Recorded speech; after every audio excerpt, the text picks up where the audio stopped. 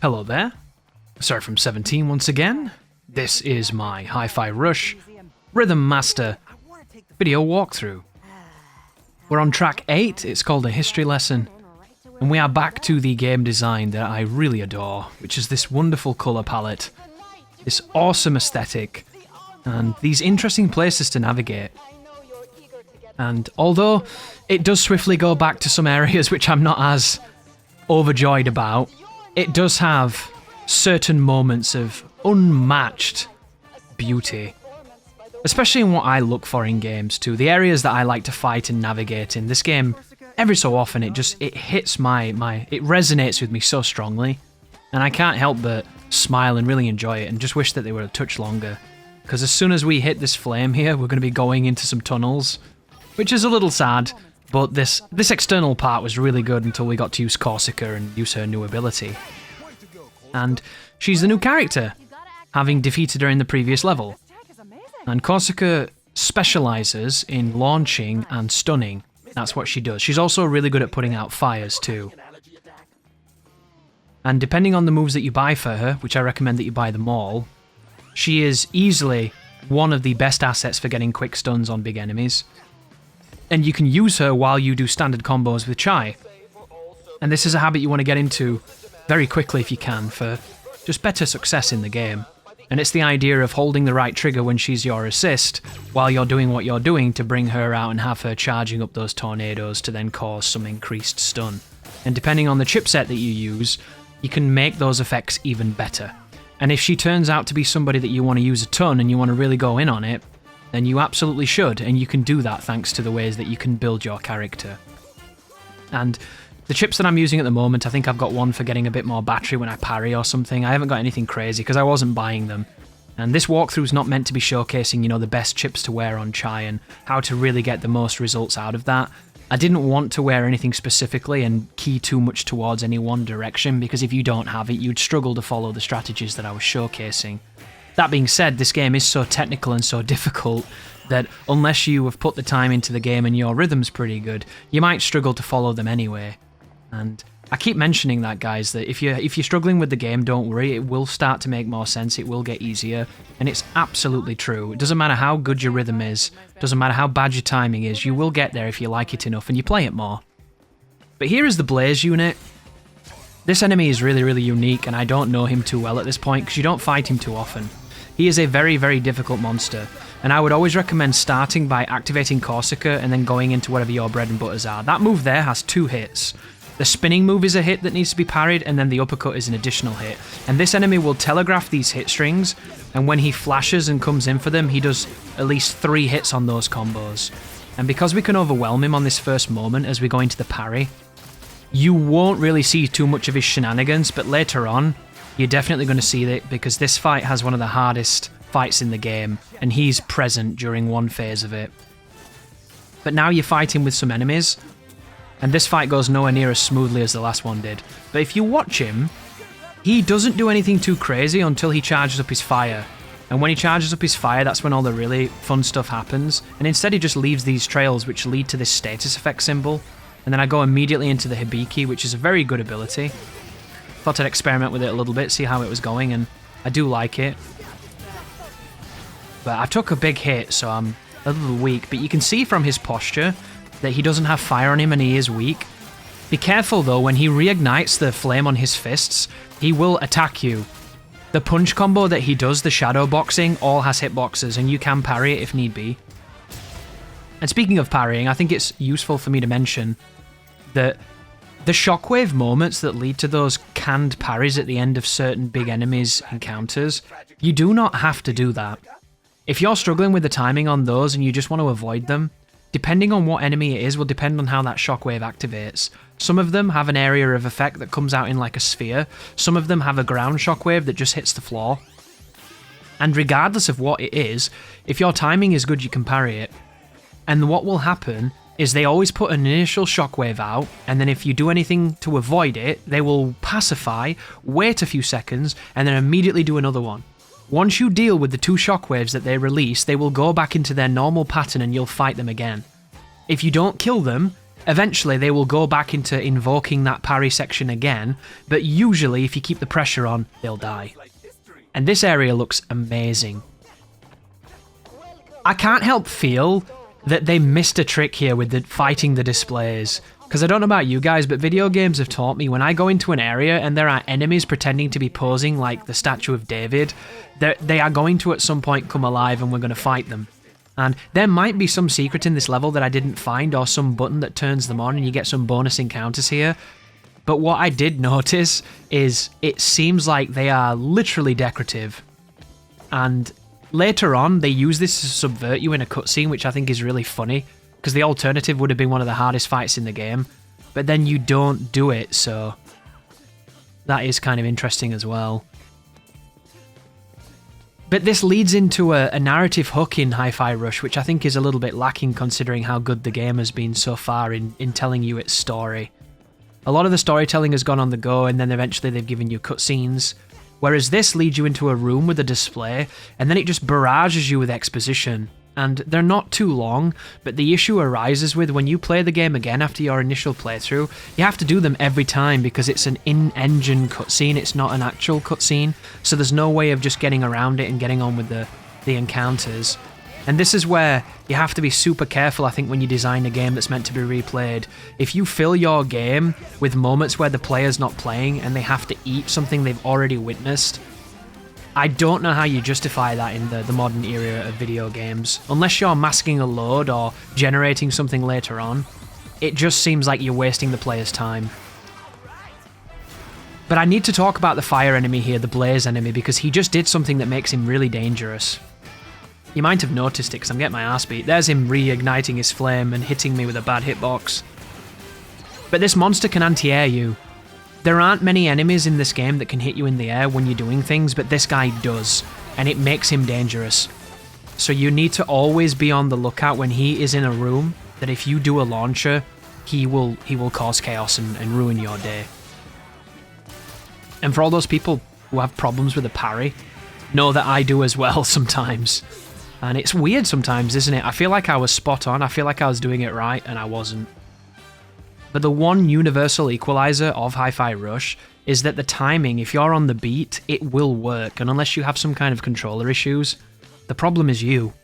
And it can be hard to take that sometimes on the ego, but fundamentally, if you get around that part of your brain that thinks you're doing everything great when you're not, you'll become a better player much quicker. There's a grounding and a humility that comes with understanding that the problem is you.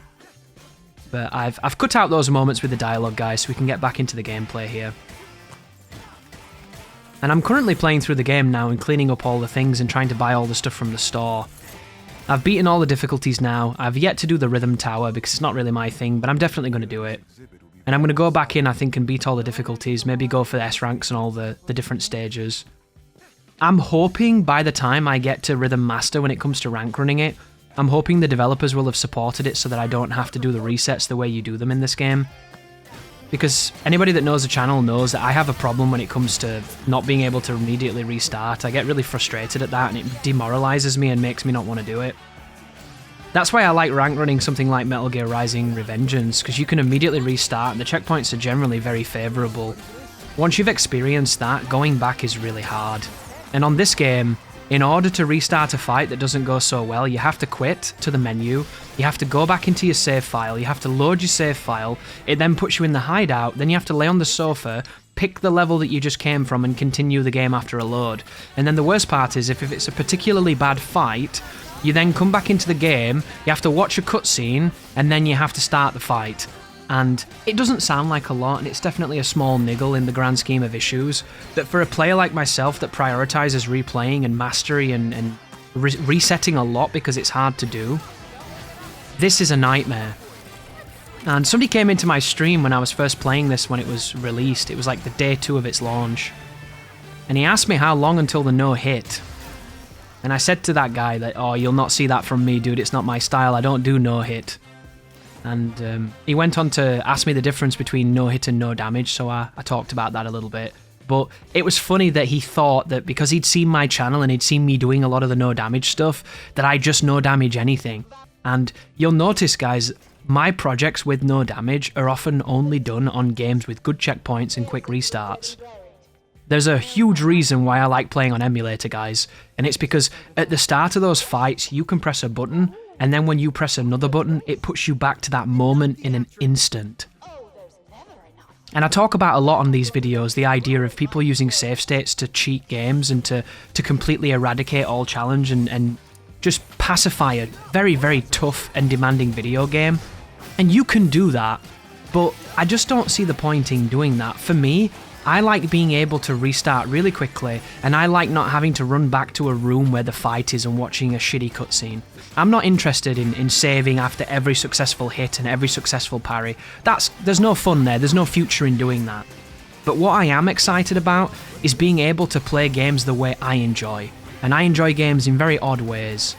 And that's why when checkpoints aren't exactly as I want them to be, it really kills my urge to play sometimes.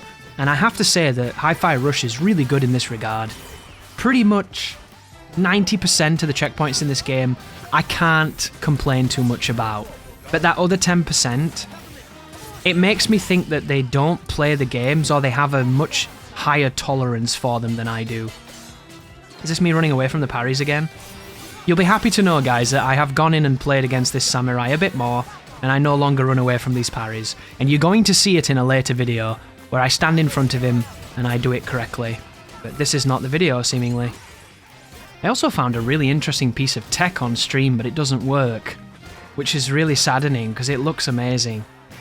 And I don't know if anybody else has seen it or done it themselves, but when you do the beat hit moments, you're able to do things while those moments are happening, and it can lead to some interesting stuff, but usually it doesn't quite work as intended. So for instance, when you do a beat combo and the beat hit starts to ready the timing, you can dodge at the end of your combo and have those beat hits on the screen. So if you're not in range, you can dodge, and as you get to the enemy, when you try and complete it, it doesn't take the input. Because it's like it reads the dodge and it turns off the detection. Which I think is a bit disappointing, because I think that would have been a nice piece of like advanced play for people to experiment with. And who knows, maybe somebody will come up with a way to do that I haven't done yet. But the thing that I noticed was, when you do a parry to a laser at a distance, if you do the riposte where you press LB and triangle, and you do that weird launcher with the guitar, when you parry and you press that response, you can press the magnet as soon as you do it. And what will happen is you'll magnet towards the gunner as Chai, and because that move has got a really slow startup where he hits them with the guitar and then launches them, you can be bang next to them by the time it starts, but it whiffs. And this is one of those areas, if anybody who knows this game or who's in charge of this game ever watches this series of videos, firstly, hello, and thank you for making this amazing game. You're literally keeping gaming alive right now when it comes to the cooler aspects of character action. But additionally, could you go in and tweak that along with the checkpoint restart thing that everyone's asking for? Because I think that would be one of those things that should work. And it looks so cool because you're doing a riposte while you're chain hooking towards someone. And that's the kind of thing that's where high level play exists. Those kind of devices. It's just it doesn't detect, and it leaves you it leaves you hanging in the middle of this wonderful moment where you think you're going to get what you want and then you don't. And of course, it's like anything else, isn't it? Maybe they didn't want it to do that for balance reasons, and that's okay. But I think we can all agree from the people that have played this game, the people with the guns shooting at you are an asshole. They're really annoying, so being able to do more things to them would be really nice. And of course you can parry them and knock them out of the air and then magnet towards them. But it opens itself up to all kinds of problems, doesn't it, with the aim assist and to certain timings and whatnot. But we've got the shop here. We're rocking 137,000 bits right now. And I've got so many bits, guys, because I'm saving up to see if I can buy anything cool for the purposes of the walkthrough. I'm also very cognizant that there's a fight coming up that I might need to buy some supplies. And I could have bought the super that heals me. That would have been okay. But I can't, for the life of me, justify doing that because it goes against everything I believe in. So instead I end up upgrading HP. And again, I'm not the biggest fan of upgrading HP, but in a game such as this, you take so much damage that I don't feel too bad about doing it. Especially when I'm pretty new to the game. Like, when I get a bit more experience to it, I'll probably do like a no upgrade run where everything's base and I see how that goes. And I think most of the game will be absolutely fine, except for that one fight that I don't like. And fingers crossed, the more I do it, the more comfortable I'll get with it. Or maybe they'll adjust it. I just feel like that flaw just ruins the whole flow of it. But here is a flaming robot with a brutal. And the brutal is going to go all over the place with his crazy movement, and it's going to throw attacks at you from off screen. But we start off with a nice macaron combo, and then we go into the juggle with Peppermint, and now it's the 1v1. Ooh, and we have this super as well now we've got Corsica. This is called Twin Assault. This is one of my favourite supers in the game, and it only takes 2, so you can use it quite reliably, and it does very good damage too. But now that we've stunned the brutal, we can go in here with some combos. There's the air juggle. I missed my magnet though somehow, and now he opens up on his special, but we're going to hit him again with our special. Then we finish him off and we get bad timing and a terrible score, which I think is really funny because there's a lot of fights in this game where you feel like you fought really stylishly and then they give you a terrible score. And then you fight like garbage and you feel like you're doing everything wrong and you get an amazing score. And if you're wondering, guys, what is the secret to scoring? There's lots of secrets, but there are some fundamentals that will get you further than anything else, and the first one is your combo. If you attack on the beat and you keep those beats going and you get that combo high, if you go above 100 with it and you get to like 150, you will almost always get the S rank on score because you will get so many modifiers and so many points by doing things. And then the second thing is using things that multiply your points / multiply your hits. There are a lot of moves in this game that are multi-hitting that raise that combo meter really quickly. If you lean on those to build the number high and then you bank in on some of the moves that cost a lot, you can get tons of points really quickly. And then some of the specials give you like a 3 times modifier to your score, or a 4 times, or even a 10 times, depending on what you want to spend. And those ones just speak for themselves. If you get your combo to over 100, and you've got like a nice big bankable amount of points, and then you hit somebody with the 808 gigawatt cat, you are going to get an absurd amount of score. And you're going to be able to squeeze the scoring too as well if you're willing to. And I don't personally think it's going to be the most interesting way to do it, but it's definitely been established that, you know, getting a big combo and then banking it with the cat is going to be a very strong way of scoring. And who knows, maybe when people really, you know, deep dive it and do everything they can, they'll turn it into something that's a bit more enjoyable than simply doing that. But it definitely does feel like sometimes you play very stylishly, you do a bunch of cool things, and then the rank doesn't really reflect it. But I do think it's considerably better than Transformers Devastation, because in that game you had to do the most stupid things even to score, and it wasn't fun. And this sequence here, guys, there was a big crossfade because I ended up going the wrong side, and when I went the wrong side I had to wait for the robot to turn off the machine, and it just took a little bit too long, so I trimmed that out and I ended up doing it this sequence anyway. But again, this area here I don't think is bad. I like the water, I like the pipes, and it's got a bunch of environmental hazards, which is mixing it up a little. I just don't understand why we've come to this electric area when we've been introduced to all the fire stuff. It seems kind of unusual to me that there would be an entire fire stage that doesn't have the fire person, and then when we go into a stage that's got tons of electricity, we're still kind of relying on the fire person. And especially when you consider how cool the museum looked amazing. That outside carnival area with all the tents and all the fireworks looked amazing. And then immediately we come into this brick dungeon filled with pipes and platforms we've been jumping on for the whole game. But I suppose if you look at it from the perspective of world design, it makes sense that these buildings would have basements and would have these maintenance areas. It's just, do you really want to see maintenance areas when they've shown you a really, really fucking cool looking museum? Like, I want to be fighting on velvet carpets and attacking people with the stands and stuff. But this is the prelude to the worst fight in the game. So this room here, guys, is a simulation of what you're going to be seeing later on. The floors themselves will telegraph that they're about to be electrified, and then rather quickly they will be electrified. If you're standing somewhere else or in midair, you'll be fine. If you're in the middle of a combo or you land down in it, you're going to get hit by it. And it doesn't do too much damage, but it does enough damage, and it also stuns you. It's an idea that works on its own, but in conjunction with everything else, it turns a fight that should be absolutely meaningless and just another one of those encounters into something way more demanding for reasons that I don't personally enjoy.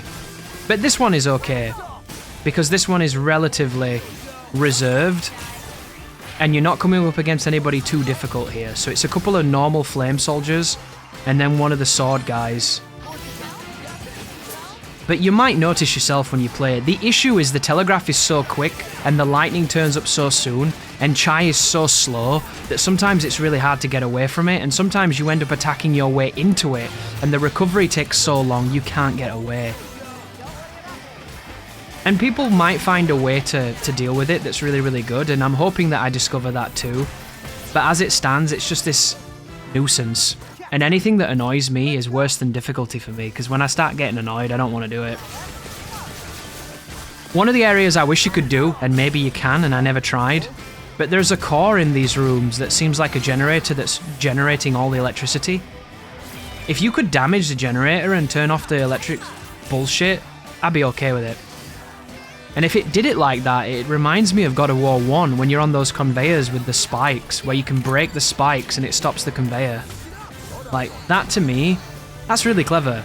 Because you can do the puzzle, you can struggle with the environmental hazard if you want to, or you can break it and then you don't have to fuck with it. And that to me is really clever design. And that's a game that's 20 years old.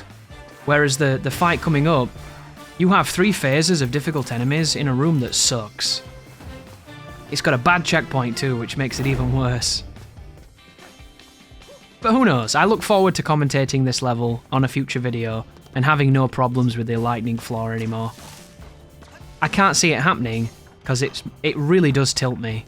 And it's one of those interesting things, isn't it? There's something about certain stigmas that when they get embedded, you just can't let them go. There are so many moments like that in video games where I wish I could turn off my brain being a bitch, but I can't. Because I just fundamentally disagree with it. Like, I was playing a game earlier today called Dying Light, and they did a tutorial on how to jump over people and then kick somebody else. And the input was do a perfect parry and then press forward and jump. But if you press forward and jump once, nothing happens. And I just don't understand mechanics like that, you know? Why would you make a mechanic where when you do it concisely and precisely, it doesn't do what it's supposed to do? Why would you anchor a mechanic around a lack of precision? It just seems like you're going against the whole point of a counter. And then you play a game like this where when you press the button, the action is reflected on the screen immediately, and everything about it is timing. Precise timing, responsive, it's so fun. And speaking of fun, this part of the level I love. The idea of moving across these exhibits that are hung from the ceiling on suspension cables, this is a really cool sequence that I think could have been even longer. I'm glad it's not though, because it's one of those things, isn't it? Sometimes when a level is a little shorter than you'd like, you wish there was more to it and you end up enjoying it far more. There's something to be said about a level that knows when to fuck off rather than one that drags its heels. But we have the first encounter with the flamethrower enemy. So this is a gunner that has flame. And this enemy has, not only does it have armor, which makes it very hard to interrupt when it's shooting, but it's also, I think, launch immune until you break it. So you can't launch this guy until he tells you when, but we'll find out in a moment if I'm making this up. I think you have to stun him though, look at me stunning him.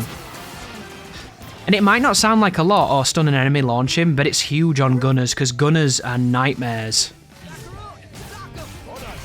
And I don't even know if you can parry the flame as well, it wouldn't surprise me if you couldn't do it. But I'm sure somebody in the comments will explain that they've done it. Because it tends to be that way. This is a fun fight though. Getting so many hits there because of the tornado. That was really nice. You don't get a lot of damage, but you get a lot of hits. Here we go, look at that. 9,500 hits, so good. Peppermint is so good at stacking hits.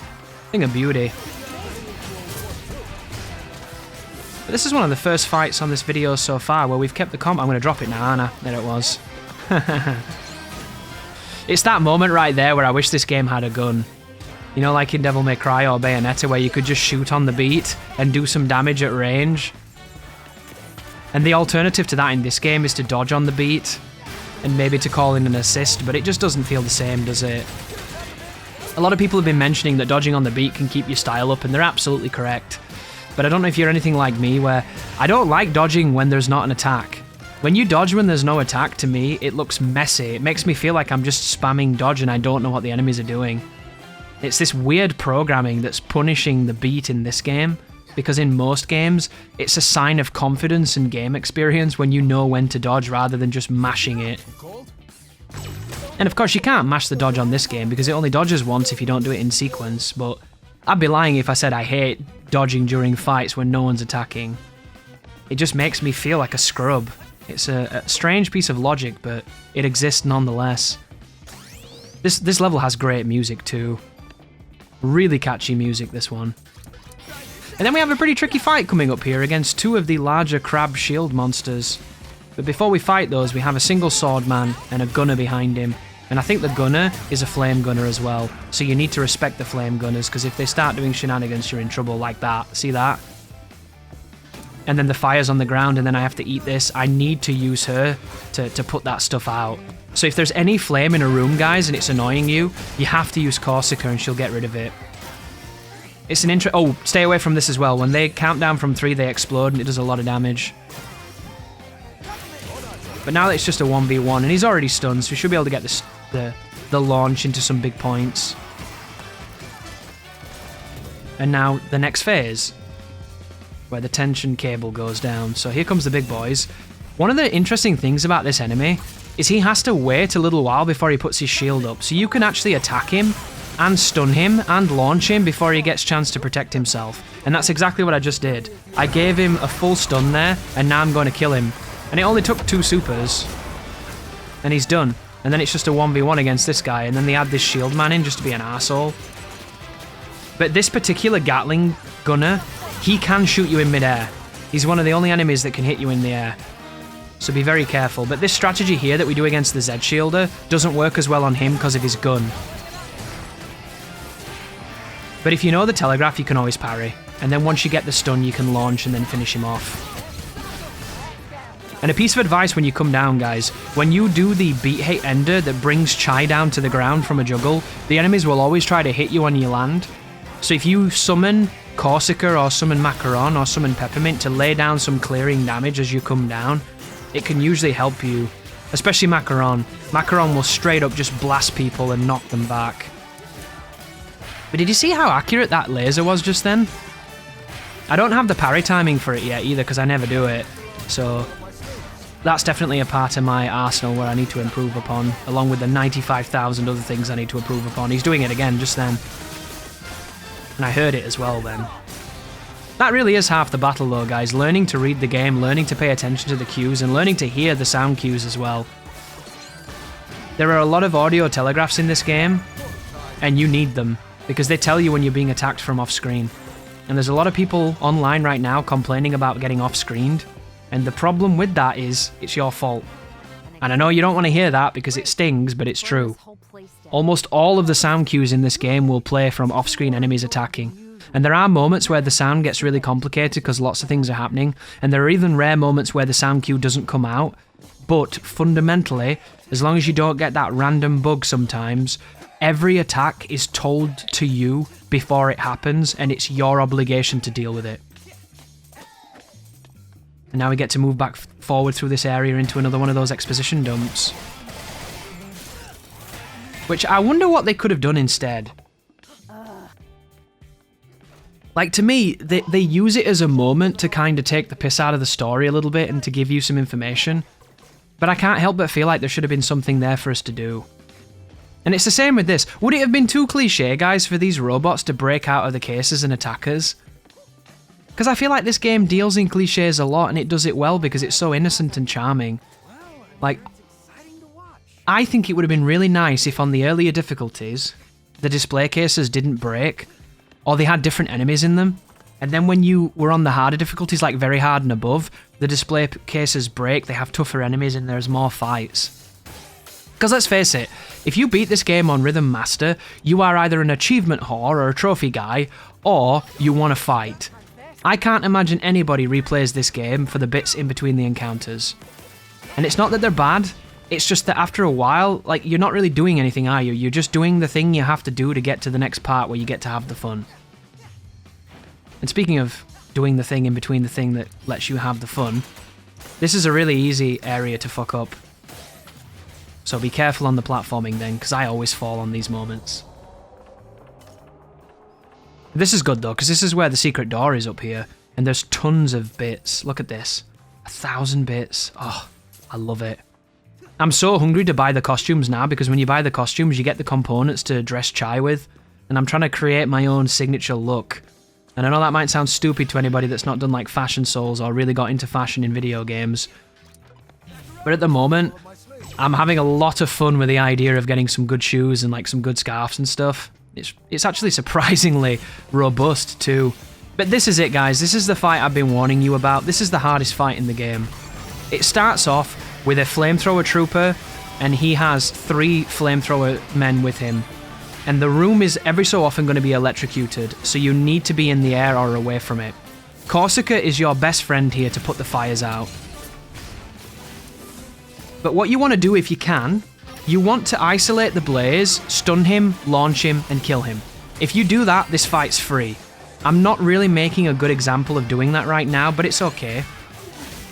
And what I would also say is, you don't have to force this fight. You can space the floor and use the floor against the enemies, because it does hurt them. But you'll notice my HP went from base HP to me buying every upgrade in the shop.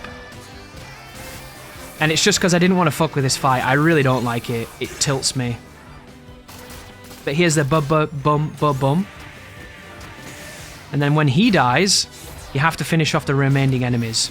So the only real issue you'll have here is if you accidentally get caught in the floor. Because that's the real reason why this fight is difficult. The floor is constantly just atrophying you. And when they die, you'll get a spawn of a kimono. And this guy's really cool. The problem again is the floor.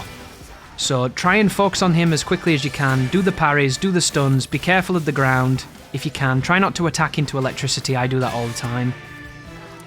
And once you stun this dude, if you can, handily, you can kill him. And if you're here on a proper build, guys, you could just save your reverb and hit these enemies with big moves and kill them instantly. Like if you stun this guy and you do the 808 cat, you'll destroy him. If you get to the next phase and you stun the bird, use the 808 gigawatt cat and you'll destroy him. And getting reverb back is easy if you know what you're doing. And then you don't have to mess with any of it and you've already won. But like right now, I'm falling the fires there and I'm running out of combo. And here we go. We get his parry sequence. And then when he dies, it's going to be a bird with 2 enemies, I think. So here's the spawn. So bird and then 2 gunners. One is a normal gunner, one is a flamethrower gunner. And all I'm going to do, guys, is I intentionally change my super to have the air super. And I'm going to use the air super on him to try and get that quick and easy break. And then he immediately does the crazy air raid spin. And then we get the wing cutter and we can kill him. And it looks easy, doesn't it? It looks messy, but it doesn't look hard. Trust me, guys, that fight is really hard. But it's not because of the fight, it's because of the floor. And if you're good at navigating this floor, you'll have no problems here. If you're bad, you'll be here a lot. This is the only fight in the game on very hard and on Rhythm Master that consistently killed me more than once. So if you're struggling, I was there, dude. It sucks, man. And if you're not struggling, you're just something else. Which is cool, you know? Maybe you struggled somewhere else. You know, everyone's going to have something they're good at and something they're bad at, and this for me, this right now is my kryptonite. This is my Harry Potter. I just can't do it. But there you go, folks. Usually, when you do that fight, you will almost always get the S rank, because it's that kind of fight. You either die or you S rank it. And of course, on my walkthrough, I don't S rank it because I'm a scrub.